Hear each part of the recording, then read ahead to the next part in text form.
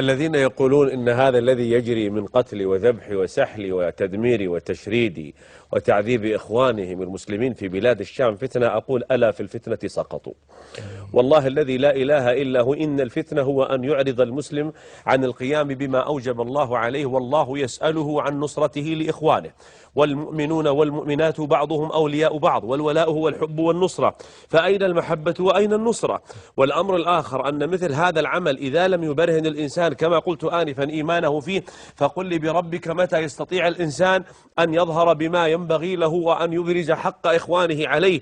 وإني لأعجب كيف تداعى الصفويون من إيران، وكيف جاءت الحافلات من حزب الله من جنوب لبنان ودخلت للمشاركة في الذبح والقتل والاغتصاب، ما عاد سرا وما يوم حليمة بسر. جاءت قوات الحرس الثوري وقياداتها تشارك وتنظم وتخطط وتدرب وتتمركز في مواقع داخل بابا عمرو وداخل حمص وداخل مواقع في الرستن وفي دوما وفي مناطق أخرى، وذبحت واغتصبت وفعلت. جاءت الحافلات من جنوب لبنان وقطعت الطريق حتى على بعض قوات من الجيش الحر.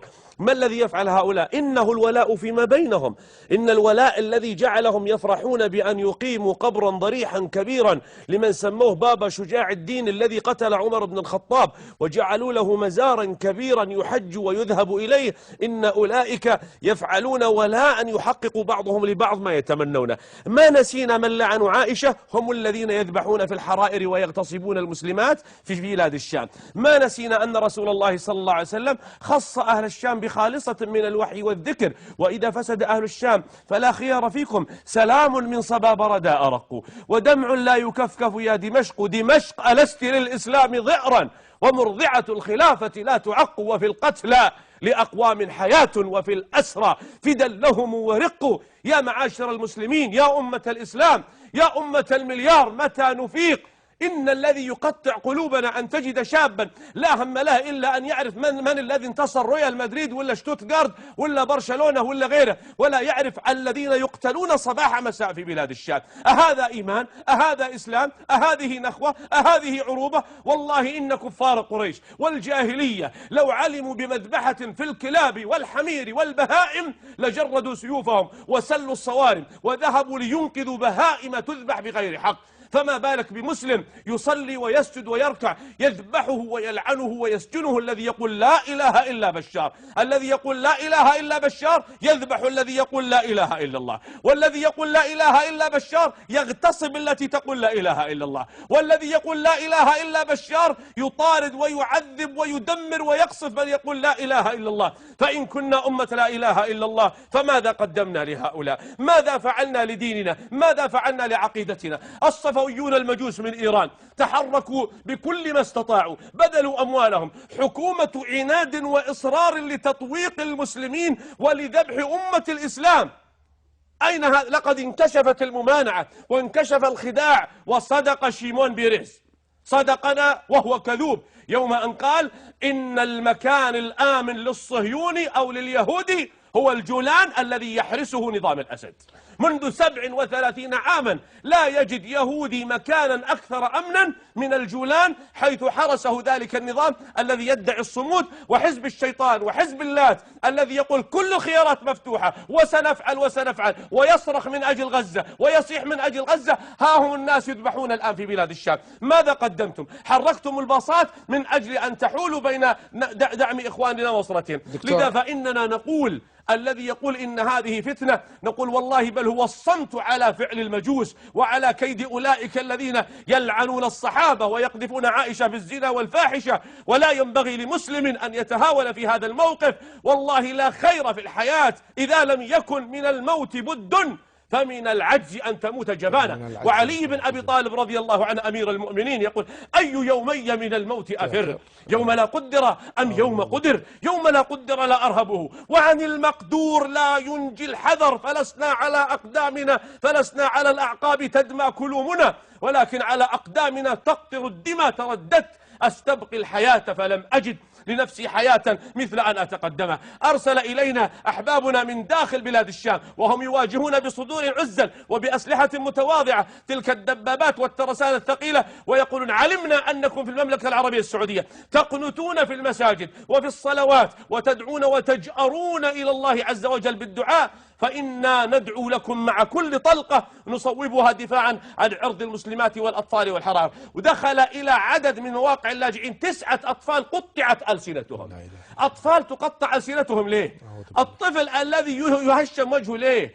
هذه المشاهد التي رأيناها قبل قليل في طفلة تصيح وتتكلم والجراح منها تنزف ليه؟ بأي ذنب قتلت؟ ما الذي حل بهؤلاء؟ مصيبة ما بعدها مصيبة. أقول إن البخيل والشحيح والجبان هو الذي يتردد في الدعم في هذه اللحظة. لا سود لا بيض الله وجه البخلاء. اللهم لا تجعل لبخيل بركة في ماله. اللهم من ملك مالا وقدرة في البذل والعطاء ثم بخل عن نجدة إخوانه، اللهم لا تبارك له في مال، ولا تبارك له في عقار، ولا تبارك له في دار، ولا تبارك له في تجارة. اللهم أعط منفقا خلفا، اللهم أعط ممسكا تلفا. اللهم من أنفق وبذل وسعى ودعا وأعطى وساهم وحرض إخوانه على البذل والعطاء والجهاد، فإنا نسأل الله له سعة الرزق وصلاح النية والعمل والذرية وحسن الخاتمة، وأن يخلف الله عليه عز وجل بأوسع الخلف الجزيل. أحبتي، إن الله عز وجل له حكمة بالغة في تأخر هذا النصر. تقولون لماذا؟ حتى تيأس القلوب من هيئة الأمم، وتيأس النفوس من مجلس الأمن، وتيأس الأرواح من الحكام والشعوب، ولا يبقى الأمل إلا في الله. حتى إذا استيأس الرسل وظنوا أنهم قد كذبوا، حتى إذا استيأس الرسل، إن رسل الله عز وجل، إن الأنبياء والمرسلين الذين اصطفاهم الله تأخر النصر عليهم. أم حسبتم أن تدخلوا الجنة ولما يعلم الله الذين جاهدوا منكم؟ يا أمة الإسلام، يا أمة الإسلام، تخيلوا أن أخواتكم تفعل بهن الفواحش. يا أمة الإسلام، تخيلوا أن أبناءكم هم الذين يقتلون ويذبحون. تخيل أن أباك الشيخ الطاعن الكبير هو الذي يئن ولا يجد الدواء. تخيل أن أمك العجوز التي أرضعتك وسقتك هي التي تئن وتشتكي وتنوح وتبكي. يا أمة الإسلام، ماذا قيمة المليارات؟ البورصة تتحرك بها 13 مليار يوميا. يا أمة محمد، يا أمة لا إله إلا الله، تجمعكم القبلة وتعبدون ربا واحدا، تتبعون نبيا واحدا، ولا تغيثون هؤلاء. ما وجهنا وما عذرنا أمام الله يوم نلقى الله عز وجل والله يسألنا ويقول تمتعتم ورقصتم وطربتم ولهوتم وشبعتم وأكلتم ولبستم، وإخوانكم يذبحون يقتلون يشردون، بخلتم أن تعطوهم شيئا من الصدقة وأنا كفلت لكم أن أخلف عليكم. ما عذركم ونبيكم صلى الله عليه وسلم يأمركم؟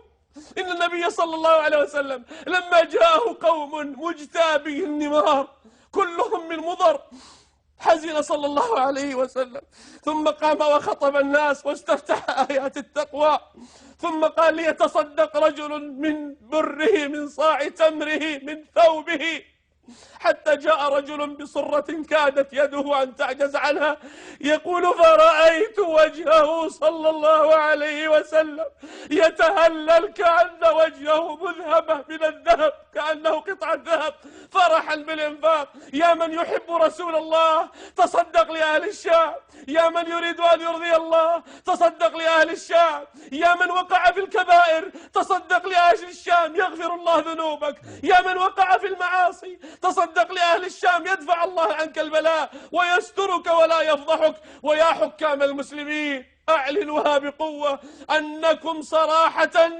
مع هذا الشعب وتسليحا للجيش الحر. وإني من هذا المنبر أناشد